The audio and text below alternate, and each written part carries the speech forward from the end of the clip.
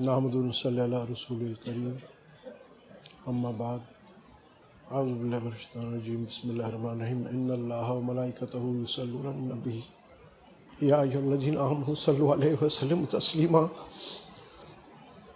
اللہم صلی علی سیدنا محمد وعلی سیدنا محمد وبارک وسلم اللہم صلی علی سیدنا محمد وعلی سیدنا محمد وبارک وسلم اللہم صلی علی سیدنا محمد وعلی سیدنا محمد وبارک وسلم۔ اس میں سے پہلے بات ہو رہی تھی غالباً شیخ سعدی کا یہ شعر ہے، بعد از خدا بزرگ تو ہی قصہ مختصر میرا خیال۔ علامہ اقبال کہتے ہیں کہ محمد سے وفا صلی اللہ علیہ وسلم کہ محمد سے وفا تو نے تو ہم تیرے ہیں، یہ جہاں چیز ہے کیا لوح و قلم تیرے۔ آپ واقف ہیں کہ لوح و قلم کیا چیز ہے؟ اللہ کے ہاں قلم اور لوح محفوظ جس پہ ساری چیزیں اللہ کے احکام، ہمارا رزق، ہماری زندگی، موت، ساری چیزیں وہاں لکھی جاتی ہیں، یعنی ہماری تقدیر وہاں اس کے اوپر لکھی جاتی ہے۔ علامہ اقبال رحمۃ اللہ علیہ ایک بہت بڑے شاعر تو تھے مگر بہت بڑے صوفی اور بہت بڑے عارف تھے اور بہت بڑے عاشق تھے، اور خاص طور پہ رسول اللہ صلی اللہ علیہ وسلم کے بہت بڑے عاشق تھے۔ یہ عجیب حقیقت اس شعر میں، اگر اس ایک شعر کو سمجھ کے اس پہ عمل کر لیں تو بات ختم ہے۔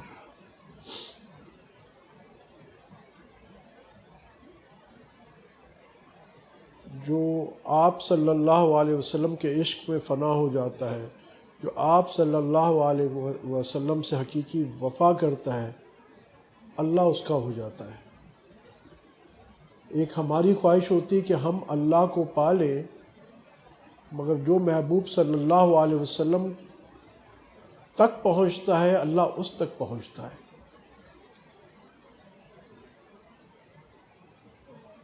کہ محمد سے وفا تو نے تو ہم تیرے ہیں، شعر پہ سمجھیے، یہ جہاں چیز ہے کیا لوح و قلم تیرے ہیں۔ کیا مطلب ہے کہ سب کچھ تیرا ہے، تو میرے محبوب کا ہو جا، میں تیرا ہو جاؤں گا۔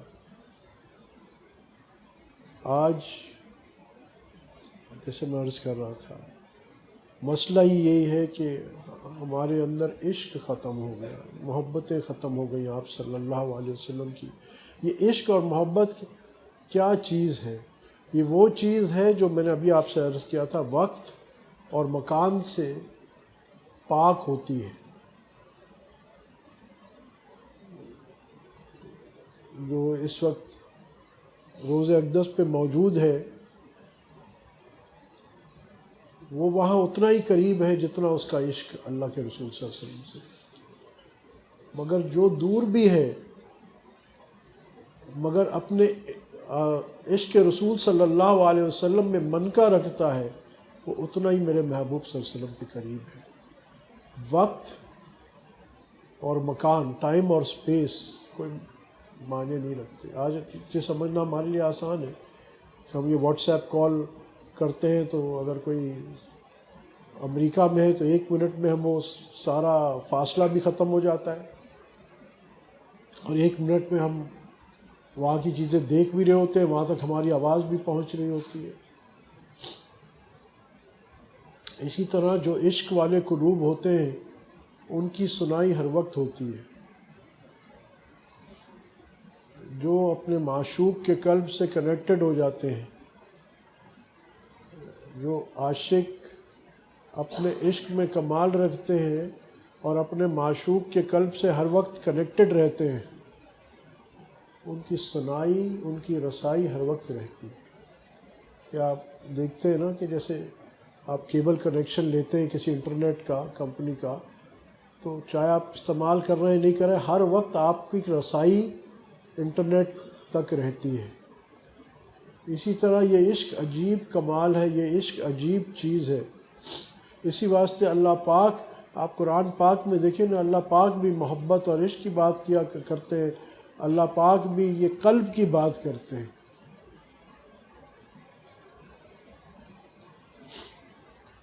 عقل کی بات نہیں کرتے.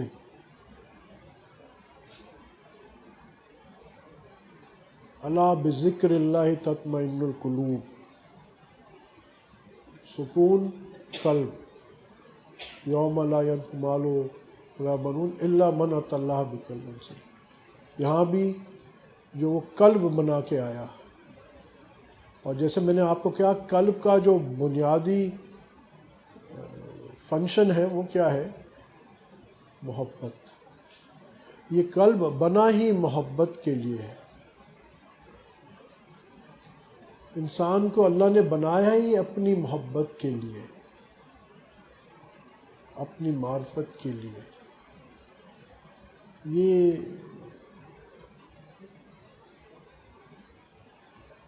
عشق ساری حدیں پار کر دیتا ہے. یہ عجیب، اور یہ ہم میں آپ میں ہر کسی کو اللہ پاک نے یہ پاور دی ہے، یہ نعمت دی ہے. اس سے انسان کی جیب کا تعلق نہیں ہے، شکل کا تعلق نہیں ہے، گورے کالے کا تعلق نہیں، یہ صاف دل کا تعلق ہے. مسجد کے اوپر سولر پینل لگے ہوئے ہیں، تو یہاں کل یہ محسوس ہوا کہ وہ لوڈ اٹھا نہیں رہے. تو اوپر جا کے جب دیکھا تو ان سولر پینل پہ مٹی آئی ہوئی تھی. تو انہوں نے کہا جی یہ مٹی اگر ہٹ جائے گی تو یہ صحیح کام کرنا شروع کر دے گا. کہ مٹی کی وجہ سے سورج کی شعاعیں اس میں پوری آ نہیں رہی، جس کی وجہ سے وہ اپنا کام نہیں کر رہا اور بجلی نہیں بن رہی. تو اس صورت میں کیا ہوتا ہے کہ آپ اس کو پانی مار کے یا اس طریقے سے مٹی ہٹا دیتے ہیں، اور وہ سولر پینل جیسے اس کا بننے کا مقصد ہے اپنے مقصد پہ آ جاتا ہے، کام کرنا شروع کر دیتا ہے. وہی پینل جو پہلے بجلی نہیں بنا رہا تھا بنانا شروع کر دیتا ہے. ہمارے اس قلب کا بھی یہی مسئلہ ہے آج، کہ یہ اس قلب کا جو بنیادی کام ہے وہ اللہ اور اس کے رسول صلی اللہ علیہ وسلم کی محبت ہے. مگر آج یہ کام کیوں نہیں کر رہا؟ جیسے اس سولر پینل پہ مٹی پڑ گئی تو اس پینل نے کام کرنا چھوڑ دیا، یا کم از کم بہت، اگر وہ 5 کلو واٹ بنانے تھے تو وہ 1 کلو واٹ بنا رہا ہے. آج ہمارے قلوبوں کا بھی یہی حالت ہے کہ ہم نے اس کو غیر کی محبت سے اتنا بھر لیا ہے، اس کے اوپر اتنی کدورت چڑھا دی ہے. حدیث مبارکہ میں بھی آتا ہے جس کا مفہوم ہے کہ ہر چیز پہ زنگ چڑھ جاتا ہے اور دلوں پہ بھی زنگ چڑھ جاتا ہے. تو صحابہ کرام رضی اللہ تعالیٰ عنہ نے پوچھا کہ یا رسول اللہ علیہ وسلم اس کو صاف کرنے کی کیا صورت ہے؟ تو انہوں نے فرمایا اللہ کا ذکر. بہرحال میں جو نقطہ عرض کر رہا ہوں وہ یہ کہ یہ قلب بنایا ہی گیا محبت کے لیے. اور کس کی محبت کے لیے؟ غیر کی محبت کے لیے نہیں، اللہ کی محبت کے لیے. اور پھر میں کہتا ہوں اللہ کی محبت کے لیے، اور اس کے ذیل میں رسول اللہ صلی اللہ علیہ وسلم کی محبت کے لیے. جب یہ اپنے صحیح مصرف پہ استعمال ہوتا ہے تو یہ وہی بات آتی ہے کہ یہ جہاں چیز ہے کیا، لوح و قلم تیرے، یہ پہاڑ اور وادیاں پار نہیں کرتا، یہ آسمانوں کو پار کر دیتا ہے. دیکھیں اس قلب کی کیا طاقت ہے. علامہ اقبال کہتے ہیں دل سے جو بات نکلتی ہے اثر رکھتی ہے، پر نہیں طاقت پرواز مگر رکھتی ہے. معنی کیا ہے کہ جو بات انسان خلوص دل سے کہتا ہے، اللہ پاک کے یہاں اس کی قدر ہوتی ہے، اس کی سنائی ہوتی ہے. تو جو بات جب اس دل میں اللہ اور اس کے رسول کا عشق آ جاتا ہے تو پھر فاصلے معنی نہیں رکھتے. میں اس واسطے کہہ رہا ہوں کہ جو لوگ دور ہیں روضہ اقدس سے، مکہ مکرمہ سے دور ہیں، وہ یہ غم نہ کریں، دعا تو کریں کہ اللہ پاک ہمیں حاضری نصیب فرمائے، اس کی تو اپنی سعادتیں. مگر یہ غم نہ کریں کہ ہم دور ہیں تو ہمارا کچھ ہو نہیں سکتا، ہمارا تعلق نہیں بن سکتا۔ تعلق قلبی ہوتا ہے۔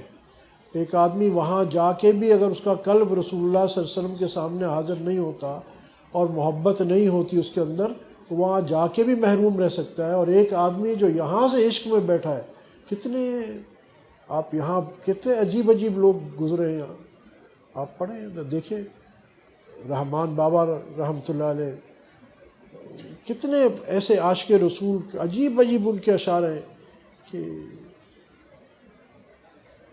ہزاروں میل دور ہیں مگر آپ صلی اللہ علیہ وسلم کے عشق میں غرق ہے، فنا ہیں آپ صلی اللہ علیہ وسلم کے عشق میں۔ اور پھر آپ کیا سمجھتے ہیں کہ اللہ اور اس کے رسول قدردان نہیں ہے؟ یہ محبت ایسی چیز ہے کہ یہ آسمانوں کو چیر دیتی ہے۔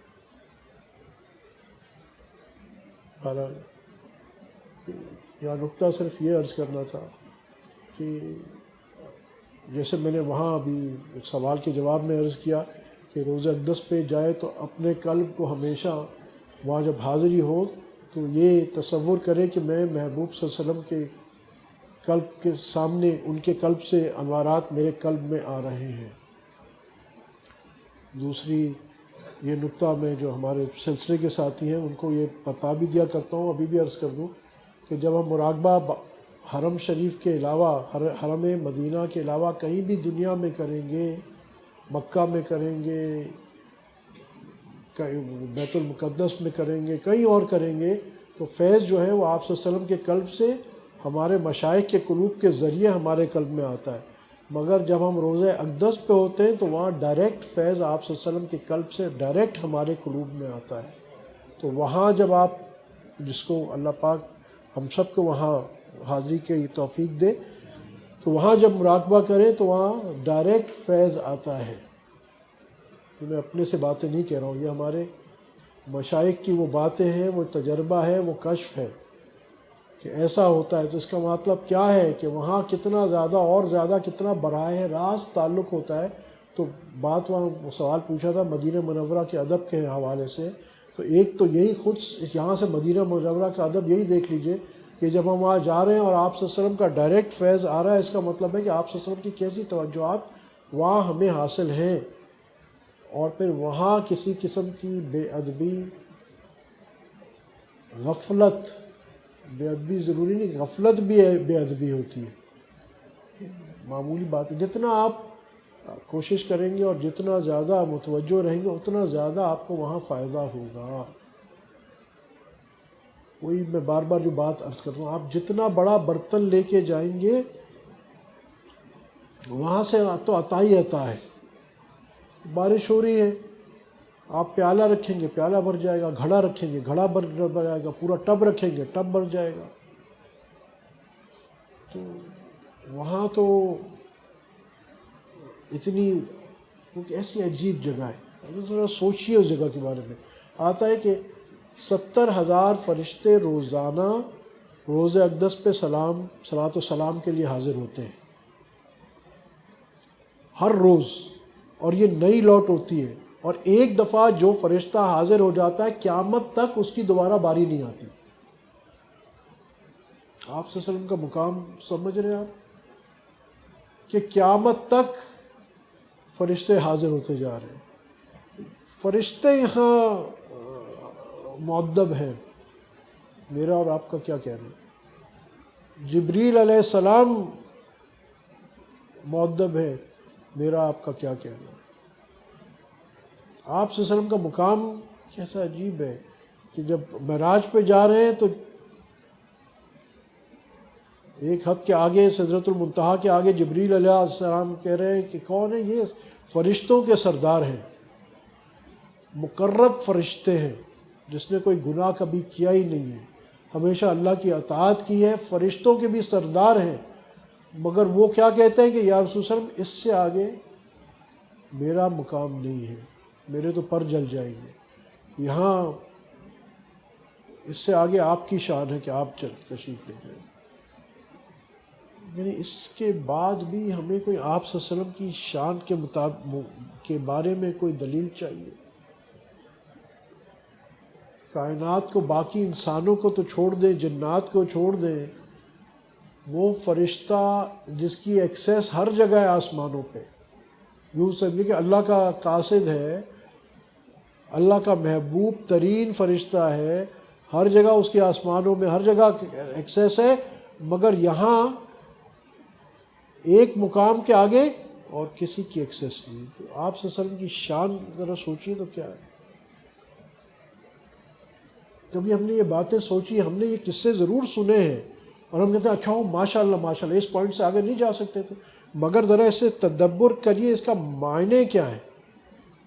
یہ اللہ پاک دکھا رہے ہیں پوری مخلوق کو، خصوصی ہم لوگوں کو، اس امت کو، کہ میرے محبوب کی شان کیا ہے۔ اگر جبریل علیہ السلام اور بھی قریب آ جاتے تو کیا فرق پڑتا تھا؟ فرق پڑتا تھا، دکھانا تھا کہ جبریل تم ہمیں بہت محبوب ہو، مگر ہمارے محبوب جیسے تم محبوب نہیں ہو، تم بہت مقرب ہو مگر میرے محبوب جیسے تم مقرب نہیں ہو۔ یہ آپ صلی اللہ علیہ وسلم کی شان ہے، یہ آپ صلی اللہ علیہ وسلم کی شان ہے۔ آج آپ صلی اللہ علیہ وسلم کی شان نہ ہم جانتے ہیں، ہم تو اتنے بے غیرت ہو گئے ہیں، اتنے بے غیرت ہو گئے ہیں کہ جو لوگ آپ صلی اللہ علیہ وسلم کی ختم نبوت کو نہیں مانتے، ہم ان کے لیے بڑا سافٹ کارنر رکھتے ہیں۔ ارے یہ بھی تو مسلمان ہیں، کہاں کے مسلمان ہیں جو آپ ختم نبوت نبی کریم صلی اللہ علیہ وسلم کی شان ہے۔ آپ سے میں خود کہا کہ میں خاتم النبیین ہوں، لا نبی بعدی، میرے بعد کوئی نبی نہیں آئے گا۔ یہ شان ہے آپ صلی اللہ علیہ وسلم کی، ترہ امتیاز ہے، یہ مقام ہے۔ جو لوگ اس کی نفی کرتے ہیں، اس کو ماننے سے انکار کرتے ہیں، ہم لبرل بن کے بڑا سافٹ کارنر ان کے لیے رکھتے ہیں کہ جی یہ جو قادیانی اور احمدی اور یہ سب نہیں مانتے، جی یہ بھی تو مسلمان ہیں، یہ کہاں کے مسلمان ہیں، تو کافروں سے زیادہ بد ہیں۔ مگر ہمارا آج کل خاص طور پہ جو سو کالڈ لبرل طبقہ ہے، پڑھا لکھا طبقہ ہے، یہ آپ صلی اللہ علیہ وسلم کی شان کے منافی ہے۔ اللہ پاک تو جگہ جگہ آپ صلی اللہ علیہ وسلم کی شان بتا رہے ہیں، جتلا رہے ہیں۔ یہاں شان جتلانا ہے۔ اس میں نکتہ کیا ہے کہ جبریل علیہ السلام فرشتہ ہی تو ہے، کیا فرق پڑتا ہے، آ کے آ جائیں، اچھا کعبہ قوسین والے مقام پہ نہیں آنے دینا، قریب تو آ جائے، نہیں بہت دور سدرۃ المنتہا پہ ہی ختم، تمہارا اینڈ ہو گیا بھائی، آگے کتنی کہاں تک پہنچنا ہے اللہ ہی جانتا ہے، وہ خدا جانے نبی جانے صلی اللہ علیہ وسلم۔ مخلوق مجھے آپ کو دکھانا ہے کہ دیکھو میرے محبوب اور میرا کیسا راز و نیاز کا تعلق ہے، ایسا تعلق ہے جو میرا کسی کے ساتھ نہیں ہے۔ یہ نکتہ آپ کو سمجھ میں آیا کہ اللہ پاک یہاں بتا رہے ہیں کہ جو میرا اور میرے محبوب کا تعلق ہے وہ اتنا پرائیویٹ ہے، اتنا پرسنل ہے کہ یہ جبریل بھی نہیں جانتا کہ کیا تعلق ہے۔ آگے وہی تو جبریل لاتا ہے اللہ کی طرف سے اور لے جاتا ہے اور وہ سب ہے، مگر یہاں وہ مقام ہے جو اللہ پاک نے دکھایا مخلوق کو۔ کیا مقصد؟ یہ شان نبوت دکھانی تھی کہ یہ صرف میرے محبوب صلی اللہ علیہ وسلم کی شان ہے۔ اسی طرح ختم نبوت صرف آپ یہ بتائیے 1,24,000 کم و بیش نبی آئے ہیں، کوئی اور ہے جس کے بارے میں آپ کہیں کہ یہ خاتم النبیین ہے؟ اللہ پاک نے کسی اور کے بارے میں کہا؟ یہ واحد محبوب صلی اللہ علیہ وسلم کی شان ہے۔ کیونکہ آج کے لیے بہت بڑا فتنہ پھیل رہا ہے، اس واسطے میں آپ سے عرض کر رہا ہوں، ہم یہ سمجھ نہیں رہے کہ ہم جو لبرل بننے کی خاطر ایسے لوگوں کی حمایت میں نکل جاتے ہیں، رسول اللہ صلی اللہ علیہ وسلم کو کیا منہ دکھائیں گے وہ تو بعد میں دکھائیں گے، اللہ کے ہاں ہمارا کیا فیصلہ ہوگا۔ ڈر ہے کہ ایسا نہ ہو کہ ہم ایمان سے فارغ ہو جائیں۔ یہ آپ صلی اللہ علیہ وسلم کی شان کا انکار ہے، اللہ اکبر، آپ صلی اللہ علیہ وسلم کی شان کا انکار ہے۔ اور اللہ پاک پھر جو میں نے شعر پڑھا، با خدا دیوانہ وار با محمد ہوشیار صلی اللہ علیہ وسلم، یعنی اللہ پاک قرآن میں یہ برداشت نہیں کر رہے، آپ صلی اللہ علیہ وسلم یہ نہیں، حدیث مبارکہ نہیں ہے، کہ اگر تمہاری آواز میری آواز سے اوپر گئی، دیکھو بولنا نہیں، اگر تم ہوا تو تمہارے نیکیاں ختم ہو جائیں گی. نہیں، اللہ پاک آپ صلی اللہ علیہ وسلم تو خاموش ہے، آپ صلی اللہ علیہ وسلم تو خاموش ہے، وہ خود کچھ نہیں کہہ رہے، مگر اللہ پاک آپ صلی اللہ علیہ وسلم کے معاملے میں کتنے غیور ہیں. یہاں کوئی چیز برداشت نہیں ہے. آپ صلی اللہ علیہ وسلم کی شان میں تنکا برابر، رتی برابر بھی کوئی بے ادبی کی، اللہ کے یہاں بالکل وہ بات برداشت ہی نہیں ہے. تو چہ کہ اتنی بڑا جو میرے محبوب صلی اللہ علیہ وسلم کا واحد یعنی اکیلا اعزاز ہے، وہ خاتم النبیین ہے. آپ اور ہم مانتے ہیں، مگر اگر ان لوگوں کے ساتھ ہم کھڑے ہوں، ان کی حمایت میں بات کریں جو محبوب صلی اللہ علیہ وسلم کی شان میں گستاخی ہے، یہ جو کہتے ہیں کہ آپ صلی اللہ علیہ وسلم آخری نبی نہیں ہے، اور ہم ان کے فیور میں کھڑے ہوں، تو آپ بتائیے اللہ کے یہاں ہمارا کیا معاملہ ہوگا؟ خود سوچیے. یہ جو آج کل کے حالات آئے نا، ایسے نہیں ہیں. نعوذ باللہ، اللہ پاک ظالم نہیں ہے. یہ میرے اور آپ کے اپنے کمائے ہوئے حالات ہیں. سدھر جاؤ، ورنہ اس سے سخت حالات آئیں گے. یہ جو ہم نے آپ صلی اللہ علیہ وسلم کا یعنی شاعر کا ایک تمسخر بنایا ہوا ہے. دیکھو، اپنی سیاستیں کرو، جو مرضی کرو، مگر میرے محبوب کا نام لے کے اس کے برعکس کام کرتے ہو. باتیں کرتے ہو کہ ریاست مدینہ، اور یہاں داڑھی مونڈا ہے تمہارا امیر المومنین. میں سیاسی آدمی نہیں ہوں، نہ مجھے کوئی وہ ہے، مگر یہ میرے محبوب کی ریاست ایسی تھی کہ امیر المومنین داڑھی مونڈا تھا، نمازیں چھوڑنے والا تھا، تراویح چھوڑنے والا تھا، اپنے سیاست کے لیے لوگوں کو تراویحوں سے دور کرنے والا تھا کہ آ جاؤ وہ جلسوں میں میرے، چاہے کوئی بھی ہو، یہ ان میں سے کوئی بھی ہو، اس طرف یا اس طرف. اور ہم بے غیرتوں کی طرح تراویحاں چھوڑ رہے ہیں، رمضان کا مہینہ چھوڑ رہے ہیں. یہ ریاست مدینہ ہم بنانا چاہ رہے ہیں. یہ اینٹی فلانا اور اینٹی فلانا اور ریاست مدینہ، یہ ریاست مدینہ بنو گی تمہاری کہ میرے محبوب کا چہرہ تو تمہیں پسند نہیں ہے بے غیرتوں، میرے محبوب کی سنتیں تو تمہیں پسند نہیں ہے، نہ نماز پڑھنی ہے، نہ تم نے تراویح پڑھنی ہے، رمضان ہے مبارک میں، اور گانوں پہ وہاں ناچنا ہے، اور تمہیں ریاست مدینہ. بھائی تم کرو جو بے غیرتی تم نے کرنی ہے، مگر ریاست مدینہ مت کہو. یہ اللہ کے رسول صلی اللہ علیہ وسلم کے ساتھ مذاق ہے، اللہ کے رسول صلی اللہ علیہ وسلم کے شاعر کے ساتھ مذاق ہے کہ یہ ریاست مدینہ تھی. ان للہ و انا الیہ راجعون. اس قوم پہ عذاب نہیں آئے گا تو کیا آئے گا؟ جاؤ کس گھڑے میں مرنا ہے تو مرو، مگر میرے محبوب کی شان پہ انگلی مت اٹھاؤ، ورنہ پھر تم اللہ کے عذاب کو دیکھو گے، واللہ اللہ کے عذاب کو دیکھو گے. اللہ ہمیں ان بے ادبیوں سے، خدا کا نام ہے، اپنی سیاستوں کو دور رکھو اس چیز سے. تم دنیا کے کتے ہو سارے، دنیا کے اینڈ اور بی اور تمہاری دنیا ہے. اللہ تمہیں اسی میں غرق کرے گا، مگر میں اس دنیا کو، اس غلیظ دنیا کو میرے محبوب کی شان کے ساتھ مت بلاؤ. اپنی سیاست کے لیے میرے محبوب کا نام مت لو، اور اگر لینا ہے تو ویسے بنو گے. ہاں ویسے بنو، اللہ کی مدد تمہارے ساتھ آئے گی. صحابہ کا کیا، خلفائے راشدین کا کیا طریقہ تھا، کیا طریقہ تھا آپ بتائیے.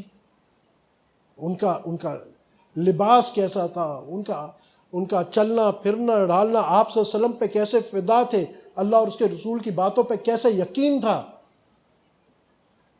ایک صحابی کسریٰ کے دربار میں جا رہے ہیں، اور کسریٰ کے دربار ہے نا، یہ کیسر کا ہے کسریٰ کا ہے، تلوار لے کے کسریٰ کے دربار میں جا رہے ہیں بات کرنے. خچر ہے غالباً ان کے پاس، یہ گدھا ہے یا خچر ہے، اس کے اوپر چڑھ کے جا رہے ہیں. اور وہاں کسریٰ اس زمانے میں سپر پاور تھے، کیسر اور کسریٰ، رومن امپائر اور پرشین امپائر. تو کیونکہ یہ مسلمانوں کی طرف سے یہ نیگوشیٹ کرنے جا رہے تھے، تو جو کسریٰ تھا کا دربار میں جو تھا، میرے خیال جو بادشاہ تھا، اس نے کہا کہ خوب ان کو مروب کرنے کے لیے خوب شاہانہ قالین اور سب دربار میں رکھنا، تاکہ یہ وہ ہو جائے، مروب ہو جائے ہم سے. اور یہاں میرے محبوب صلی اللہ علیہ وسلم کی، یہ دیکھو ریاست مدینہ کیا ہوتی، میں تمہیں بتاتا ہوں ریاست کریم کیسے جا رہے ہیں، کیسے جا رہے ہیں. وہ ایک جانور پہ، گدھے یا خچر پہ تشریف لے جا رہے ہیں اور وہاں دربار میں داخل ہوئے، اور بڑے بڑے وہ بھی پرشین کارپیٹس آپ خود سوچ سکتے ہو، اور گاؤں تک کی اور سب. تو ایک جگہ دیکھا کہ کہیں گاؤں تک کیا کہیں پڑا ہوگا یا کچھ، تو اس سے اپنا خچر یا وہ باندھا جانور. اور تلوار کس میں؟ چیتڑوں میں ہے، کیس بھی نہیں ہے، چیتڑے ہیں. جاتے ہیں آگے، اور وہ مہنگے مہنگے قالینوں پہ لگ رہی ہیں. مگر جس کو اللہ اور اس کے رسول کی محبت ہو، جس کے دل میں اللہ اور اس کے رسول کی کبریائی ہو، وہ مخلوق کے آگے نہ جھکتا ہے نہ بکتا ہے.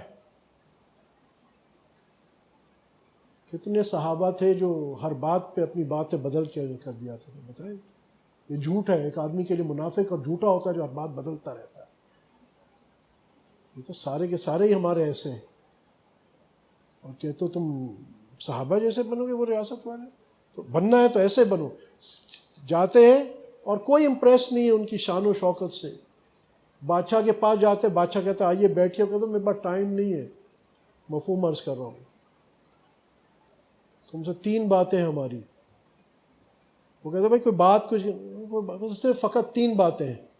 ایک، مسلمان بن جاؤ، تم ہمارے بھائی بن جاؤ گے. اب دیکھو ایمان کا پاور کیا ہے.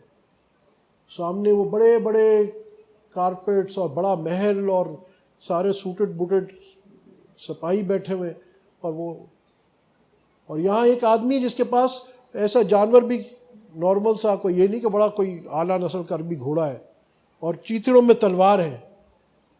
اور وہاں جاتا ہے اور وہ سیدھا اس کو بادشاہ کو وہ کہتا ہے جی بات کرنی ہے، ٹائم نہیں ہے. 3 باتیں ہیں، مسلمان ہو جاؤ تم ہمارے بھائی ہو جاؤ گے. وہ کہتا ہے جی یہ تو پاسبل نہیں ہے. دوسرا ہے کہ جزیہ ہمیں دے دو، ہم تمہاری حفاظت کریں گے. اب تھوڑا سیناریو سوچئے، کون کیا کہہ رہا ہے. آپ کہیں ایک اتنا بڑا امپائر اور سامنے جس کے دل میں اللہ ہوتا ہے. اور اگر اللہ کی عظمت، رسول صلی اللہ علیہ وسلم کی عظمت، کبریائی کی محمد سے وفا، صلی اللہ علیہ وسلم کی محمد سے وفا تو نے تو ہم تیرے ہیں. یہ جہاں چیز ہے کیا، لوح و قلم تیرے. لوگ یہاں نظر آئے گا لوح و قلم کیا ہوتے ہیں. دعوے مت کرو. میں سب کو عرض کر رہا ہوں، خدا نخواستہ میرا نہ کسی جماعت سے تعلق ہے نہ کچھ ہے، مگر میرا رسول اللہ صلی اللہ علیہ وسلم کی جماعت سے کروڑوں فیصد تعلق ہے، خدا کی قسم تعلق ہے، اور میرا اسی سے تعلق ہے. تو میں اس کی تو حقاً سچ بات کروں گا. وہاں شان میں گستاخی کرو گے تو وہ دوسرا وہ کہتے جی ہم آپ کو جزیہ کیسے دے دیں. تو تلوار نکالتے ہیں، بولا بولا ٹھیک ہے پھر تلوار وہ مقابلہ ہوگا اور ہمارا تمہارا فیصلہ یہ تلوار کرے گی.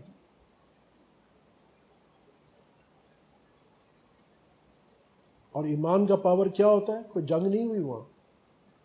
جب وہ واپس گئے تو بادشاہ نے اپنے مشیروں سے مشورہ کیا. انہوں نے کہا جی ان کو آپ نہیں پہنچ سکتے، ان کو نہیں ان کے دل بنے ہوئے ہیں. یہاں مسئلہ کیا ہے، وہ سارے مرغوب ہو گئے، ڈر گئے. کیوں؟ کیونکہ ان کے دل میں اللہ تھا، اللہ اور اس کے رسول صلی اللہ علیہ وسلم کا عشق تھا. تو کیا ہے، ہر پست کو بالا کر دے. تو اقبال کا شعر یاد ہے کسی کو؟ ہاں، قوت عشق سے ہر پست کو بالا کر دے، دہر میں اسم محمد صلی اللہ علیہ وسلم سے اجالا کر دے. عجیب راز کھول کے گئے اقبال. تو کیا ہوتا ہے، وہ آپس میں مشورہ کرتے ہیں اور سب ان کو بادشاہ کو کہتے ہیں نہیں بھائی ان سے آپ نہیں لڑ سکتے، آپ ان سے صلح کر لیں، ان سے آپ لڑ نہیں سکتے. یہ میرے محبوب کی شان ہے. جس نے میرے محبوب سے عشق کیا، محبت، ان کو ایک بات پتہ تھی کہ ہم محبوب صلی اللہ علیہ وسلم کے غلام ہیں، اور ان کے حکم کے ہم 100% پابند ہیں. اور انہوں نے ہمیں یہ حکم دے دیا ہے کہ بس یہاں کوئی نیگوسیشن نہیں ہے. اور انہوں نے ہمیں بتا دیا ہے کہ یہ طاقتیں کوئی طاقت نہیں ہے، یہ طاقتیں کوئی طاقت نہیں، طاقت صرف اللہ کی ہے. آج تو ہمیں ہر طاقت سے ہم ڈرتے ہیں، یہ طاقت، یہ یوں یہ کر رہا ہے، یہ یوں کر رہا ہے. فعین اللہ، اللہ کہاں گیا؟ واللہ غالب علی امرہ ولکن اکثر الناس لا یعلمون، اللہ اپنے ہر امر پر غالب ہے مگر اکثر لوگ نہیں جانتے۔ وہ قرآن کی آیت کیا گئی؟ بھائی آپ کو برا لگے اچھا لگے، یہ اللہ کا قرآن ہے، میرے محبوب صلی اللہ علیہ وسلم کا طریقہ ہے، نہ مانو خود عذاب میں بھگتو گے۔ تو آج جو یہ شان نبوت کے خلاف کام ہوتے ہیں اور ہم ان کا ساتھ دیتے ہیں، آپ کیا سمجھتے ہیں کہ اللہ کا جلال ملے گا یا جمال ملے گا؟ وہاں سے قہر کے فیصلے ہوں گے یا وہاں سے انعام کے فیصلے ہوں گے؟ اللہ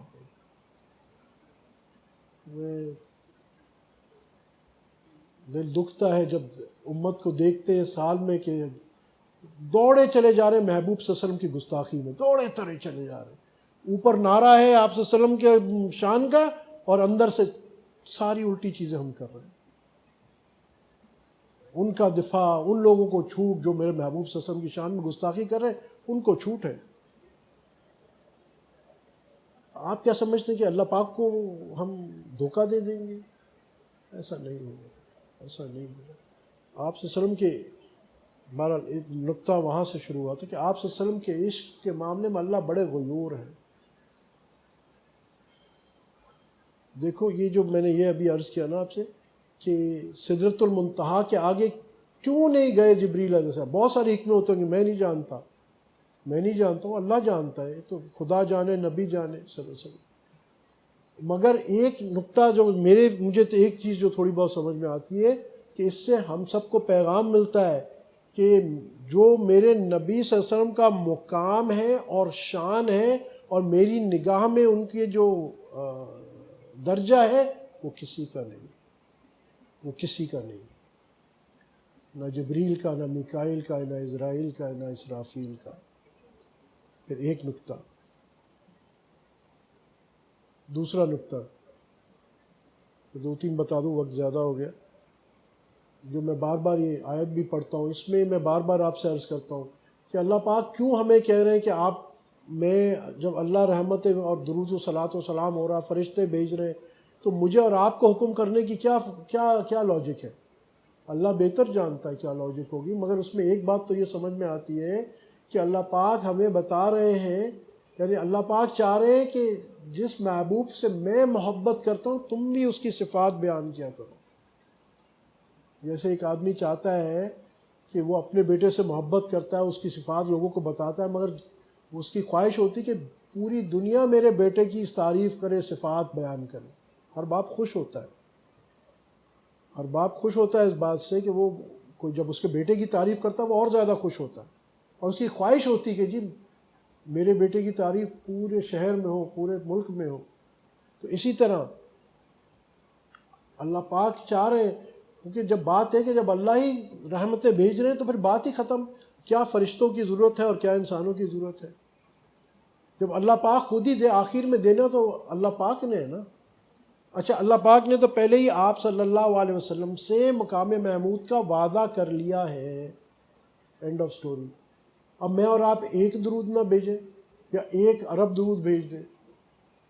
آپ صلی اللہ علیہ وسلم کو جو مقام کا وعدہ ہی کر لیا ہے، اس سے میں نہیں بھیجوں گا تو کیا وہ مقام نہیں ملے گا؟ یا مقام محمود میں کوئی نیچی سیڑھی ملے گی؟ نہیں۔ بہت بھیجوں گا تو کیا ہوگا؟ آپ صلی اللہ علیہ وسلم کو کوئی فائدہ ہوگا؟ نہیں۔ دیکھو یہ بھی اب یہ نقطہ اس زاویے سے دیکھا کہ یہ جو آتا ہے کہ 10 درجات بلند ہوں گے، 10 نیکیاں ملیں گی، 10 گناہ معاف ہوں گے، یہاں بھی تو دیکھو تم میرے محبوب کی تعریف کرو گے تو میرے عطا کے دروازے تم پہ کھل جائیں گے۔ انسان کسی پہ اپنے خزانے لٹاتا ہے تو خوش ہو کے لٹاتا ہے یا غصے میں لٹاتا ہے؟ خوش ہو کے لٹاتا ہے۔ تو اللہ پاک کتنے خوش ہوتے ہیں جب ان کے محبوب کی تعریف صلاۃ و سلام ہوتا ہے، اللہ پاک کتنے خوش ہوتے ہیں، وہ بولتے ہیں یار نیکیاں بھی تیری بڑھا دی، گناہ بھی کم کر دیے، درجات بھی بڑھا دیے۔ سبحان اللہ آپ پڑھتے ہیں نیکی ملتی ہے، اس کے بارے میں مانا کہ گناہ معاف ہونے کا تو نہیں آتا، درجات بلند ہونے کا نہیں۔ اللہ کا ذکر ہے، مگر محبوب صلی اللہ علیہ وسلم پہ درود پڑھتے ہیں تو ملٹیپلائڈ بائی 30، یہاں تو ایک نیکی پہ 10 چلو ٹھیک ہے، پر یہاں تو ملٹیپلائڈ بائی 30۔ 10 درجات بھی بڑھ گئے، 10 گناہ بھی معاف ہو گئے، 10 نیکیاں بھی مل گئی۔ اصل میسج کیا ہے؟ میسج سمجھے نا کہ اللہ کی کتنی خوشنودی مل رہی ہے، اللہ کتنا خوش ہو رہا ہے۔ اچھا تم نے میرے محبوب کی تعریف کی ہے، اور لو اور لو اور لو۔ یہ جو شعر ہے مولا یا صلی اللہ علیہ وسلم دائما ابد، ابھی ہم نے سب نے مل کے بھی پڑھا، کتنی بڑی شان ہے آپ کو پتہ ہے؟ ہم نے یہاں پڑھا، ہمارا ذکر روزہ اقدس میں ہوا ہوگا، میں نے جان بوجھ کے سب کو کہا کہ کیوں پڑھے۔ ہمارے نقشبندی حضرات تو خاموش مزاج کے ہیں، مگر کیونکہ کچھ چشتی بزرگوں سے بھی تعلق ہے تو وہ ماشاءاللہ کچھ یہ ذوق رکھتے ہیں، اس واسطے ہم سب نے جو پڑھا تو ہم سب کا ذکر روزہ اقدس میں ہوا، اور ہم سب کا ذکر اللہ کتنا خوش ہو رہا ہے۔ یار یہ سب کیا کہہ رہے ہیں؟ مولا یا صلی، اے اللہ آپ بھیج دیجئے، یہ مجھ سے میرے محبوب کے لیے کہہ رہے ہیں۔ کیسی اس مجلس کو اللہ نے قبولیت دی ہوگی، اس کی برکت سے، ہماری کمال نہیں ہے، یہ اس محبوب صلی اللہ علیہ وسلم کی مدح پہ ہے۔ اور دیکھیے آپ اس کلام کو کیسا اللہ پاک نے، میں ابھی یہی سوچ رہا تھا کہ آپ کو دلائل الخیرات، مناجات، یہ اپنا قصیدہ بردہ شریف، اور کتنے آپ صلی اللہ علیہ وسلم کے قصیدے ملیں گے جو کتنے 100 سال سے چلے آ رہے ہیں۔ اس طرح میرے خیال بہت کم شاید ایسی کوئی اشعار جو اللہ کی مدح میں لکھے ہوں گے وہ اتنا پاپولر شاید نہ بھی ہوں جتنے یہ آپ صلی اللہ علیہ وسلم کے شان میں جو لکھے ہوئے ہیں۔ یعنی یہاں کیا بتاتے ہیں، اللہ پاک کو اتنی یہ اس چیز کو اللہ کے دربار میں قبول ہے۔ اصل تو بات یہ نا کہ اللہ کے یہاں کیا قبول ہے۔ اور اس کا قصہ سنا کے میں بند کرتا ہوں، یہ قصہ آپ نے سنا ہوا ہے، مگر یہ اس نقطے سے سنیے کہ میرے محبوب کی مدح کتنی قبول ہے۔ اس کا مطلب کیا ہے کہ میرے محبوب صلی اللہ علیہ وسلم اللہ کے یہاں کیا مقام رکھتے ہیں۔ مقام محمدیہ صلی اللہ علیہ وسلم بھائی سمجھنا ضروری ہے۔ جب تک ہم اس کو سمجھیں گے نہیں، اس کے لیے کاوش نہیں کریں گے، اس کے قریب آنے کی کاوش نہیں کریں گے آپ صلی اللہ علیہ وسلم کی، تب تک ہم ناقص دین رکھیں گے۔ دین کمال پہ پہنچ ہی نہیں سکتا آپ صلی اللہ علیہ وسلم کے بغیر۔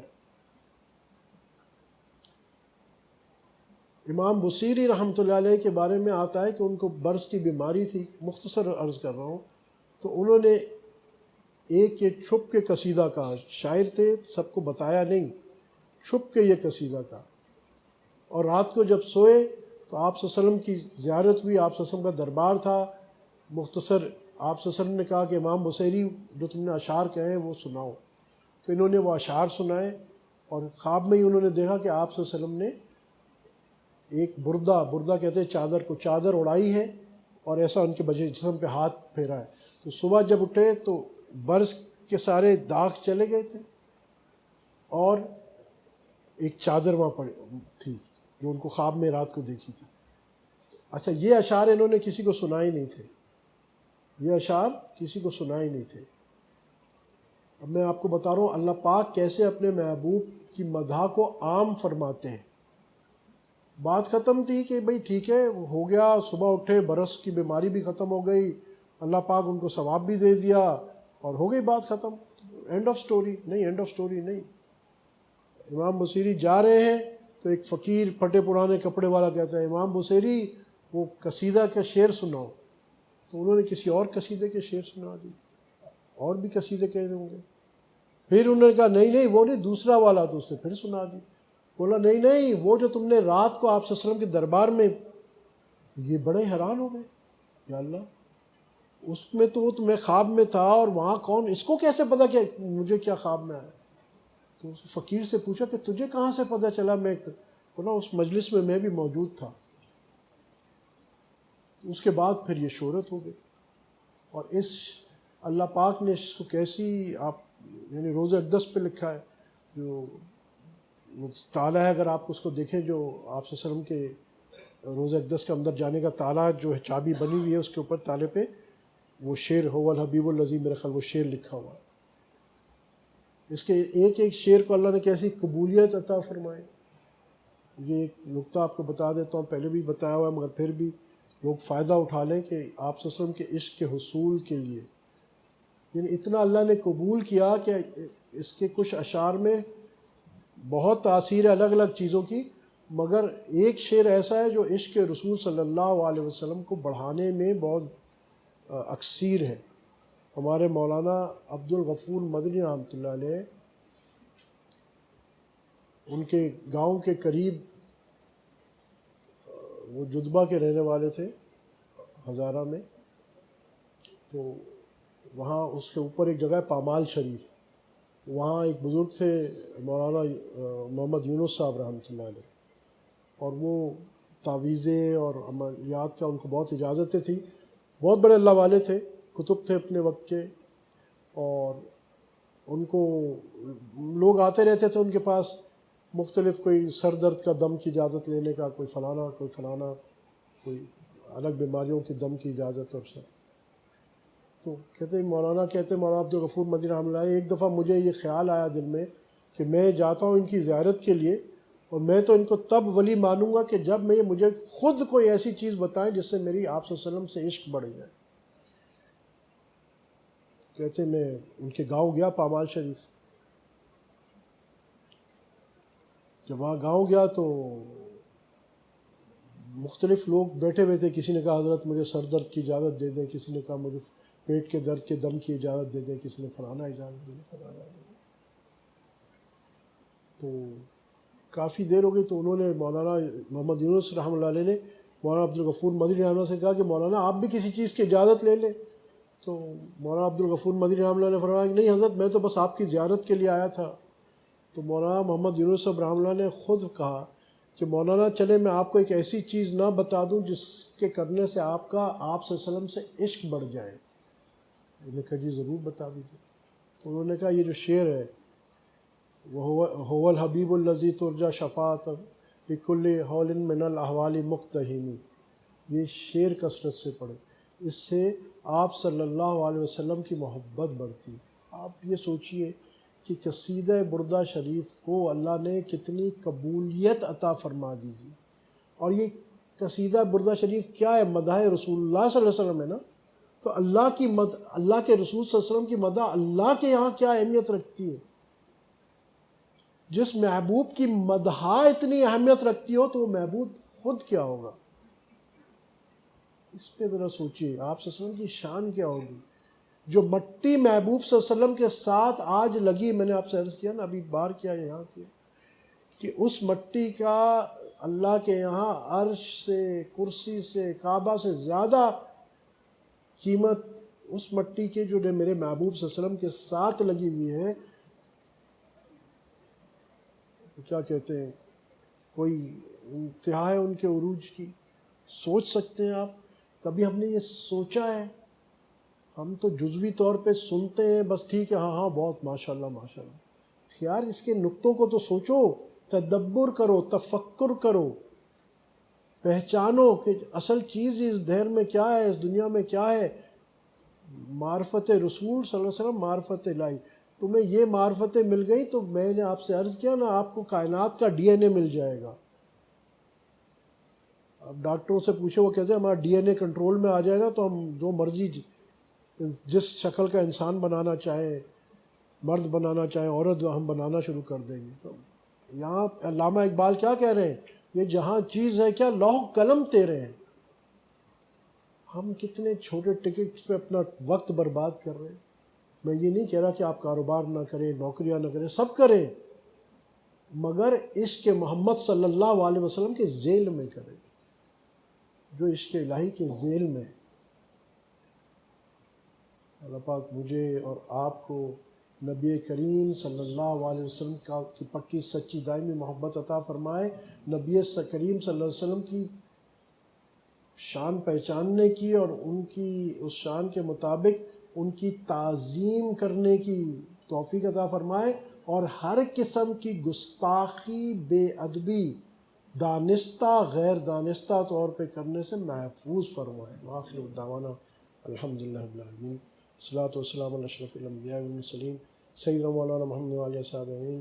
اللہ ہمارے اس بیٹھنے کو قبول فرما، اپنی محبت، تعلق، معرفت، پہچان نصیب فرما، نبی کریم صلی اللہ علیہ وسلم سے پکی سچی اور دائمی محبت نصیب فرما، ظاہراً باطن، قولاً فعلاً، صورتاً سیرتاً، ہر طریقے سے آپ صلی اللہ علیہ وسلم کی اتباع نصیب فرما، تمام بیماروں کو شفائے کاملہ عاجلہ نصیب فرما، تمام پریشان حالوں کی پریشانیاں دور فرما، جو مقروض ہیں ان کے قرضوں کا عالم الغیب سے بندوبست فرما، جو کسی کاروبار روزگار رزق کی تنگی میں ان کو حلال طیب پاکیزہ روزگار عافیت برکتوں کے ساتھ عطا فرما، جن گھروں میں کوئی بھی پریشانی ہے اللہ وہ تمام پریشانیاں دور فرما، یا اللہ جن گھروں میں یا اللہ جوان بچے ہیں ان کے نیک اور صالح رشتوں کا بندوبست فرما، صاحب اولاد کی اولاد کو نیک اور صالح بنا، ان کی آنکھوں کی ٹھنڈک بنا، جو بے اولاد ہیں ان کو نیک اور صالح اولاد عطا فرما، جو نرینہ اولاد کے خواہش مند ہیں ان کو نرینہ اولاد عطا فرما، اللہ ہمارے اس ملک پاکستان کو دین کا قلعہ بنا، اس کو امن کا گہوارہ بنا، یہاں کے رہنے والوں کو ایک اور نیک بنا، اللہ ہمارے علماء حق مشائخ حق مدارس عربیہ کی حفاظت فرما،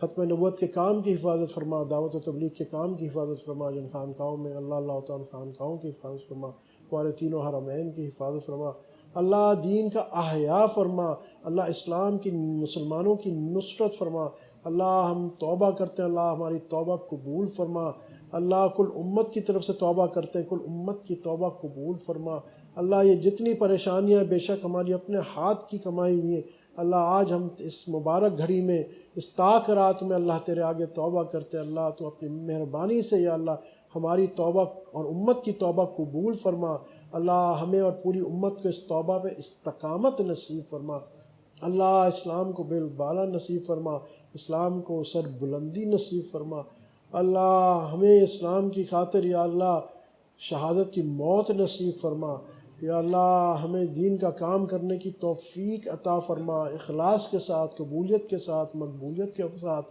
اللہ ہم بہت کمزور ہیں، اللہ بات بات میں یا اللہ چوک جاتے ہیں، اللہ ہماری کمی کوتاہیاں معاف فرما، اللہ جتنے حاضرین غائبین ہاتھ پھیلائے بیٹھے ہیں اللہ سب کی دلی مراد شریعت کے مطابق پوری فرما، سب کی آفات بلیات پریشانیاں دور فرما، اللہ جو مانگ سکے وہ بھی عطا فرما، جو نہیں مانگ سکے قبر حشر جنت تک جانے کی تمام ضروریات پوری فرما، اللہ ہم سب کو حاسدین کے حسد سے، شریروں سے کی شرارت سے، جادو ٹونوں فتنے نظر بد سے محفوظ فرما، اللہ ہماری آنے والی نسلوں کی حفاظت فرما، اللہ یہ جو بے دینی لا دینیت کی جو فضا چل رہی ہے اللہ اس کو رد فرما، دور فرما، جہاں جہاں کفار مسلمان کے خلاف سازشیں کر رہے ہیں اللہ ان کی سازشوں کو ناکام فرما، اللہ اگر ان کی قسمت میں ہدایت ہے تو ہدایت نصیب فرما، ورنہ یا اللہ چن چن کو ان کو دفع دور فرما، اللہ ہم سب کو ایمان پر خاتمہ نصیب فرما، سبحان ربک رب العزت عما یصفون مسلم الحمد للہ رب العالمین۔ ہمارے فرحان بھائی کا آپریشن ہوا ہے آج الحمدللہ، اب بہتر ہے، کافی بہتر ہے، ان کے لیے خصوصی دعا فرمائے کہ اللہ ان کو جلد صحت کاملہ عاجلہ نصیب فرمائے، اللہ تمام بیماروں کو صحت کاملہ عاجلہ نصیب فرمائے، سبحان ربک رب العزت عما یصفون، السلام علیکم۔